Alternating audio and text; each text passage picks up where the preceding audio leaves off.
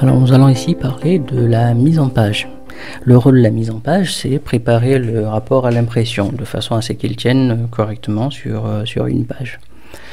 Donc, on va passer donc à l'aperçu avant impression. Donc ici, vous remarquez d'entrée de jeu que on l'a sur plusieurs pages. C'est pas lisible du tout, c'est découpé dans tous les sens. Donc pour ce faire, toutes les options de mise en page sont ici. Alors déjà, une première chose, mon rapport est très large, plus large que long. Donc en fait, l'orientation doit plutôt être un paysage. Donc on va déjà changer ce rapport-là. On va regarder.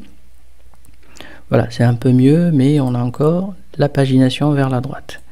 Alors comment on peut regarder cela et voir d'un coup d'œil qu'il y a des sauts de page? En fait, il faut passer sur la vue aperçu des sauts de page. Donc c'est cette vue là qui vous permet de voir en cliquant sur ce bouton s'il y a des données qui risquent de passer à une page ou autre ou pas. Je clique dessus, voilà. Alors vous le remarquez peut-être difficilement, mais il y a des petits trucs bleus, des petits pointillés par là. En fait ce sont des sauts de page, on le voit aussi ici. Donc ça c'est parce qu'on a des graphiques que cette zone ne nous aide pas trop, parce que les sauts de page sont derrière les graphiques. Donc la meilleure façon de mettre en page le rapport, c'est de passer plutôt par toutes ces commandes-là. Donc déjà, on n'a pas besoin de marge en fait. On mettra des marges étroites ou voilà.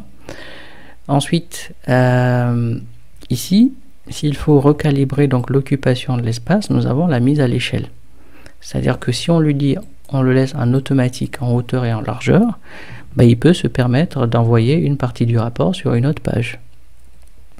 Donc si je regarde ici, j'ai encore des pages. Donc en largeur, je vais lui dire, tiens, je veux que tout tienne sur une page.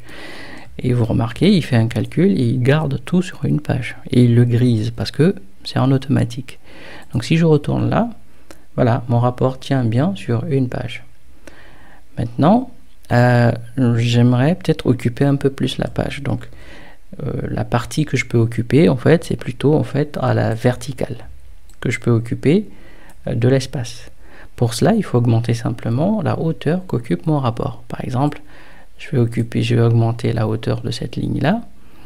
Je vais aller voir si ça tient. OK. Ensuite, ce que je vais faire, c'est augmenter la hauteur qu'occupe mon rapport. Donc, je peux dézoomer pour tout voir.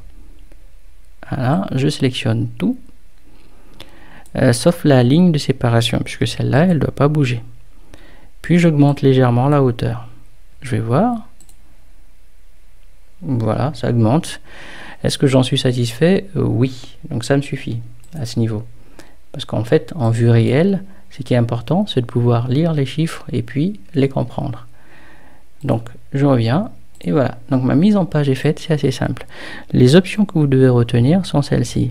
Marge étroite, l'orientation selon la forme de votre rapport.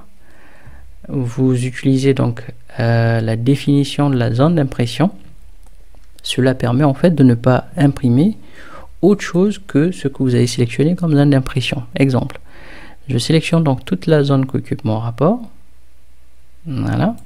Et ça, c'est ma zone d'impression. Donc je passe par là, définir. Donc quand je vais sur le rapport, il n'y a que cette zone qui sortira au niveau de l'impression. Tout ce qui est en dehors, en fait, est omis. Finalement, vous vous assurez qu'en largeur et bien sûr en hauteur aussi obligatoirement, vous êtes en fait sur une page, de façon à ce que le système ne répartisse pas votre rapport sur plusieurs documents imprimés, ce qui serait illisible.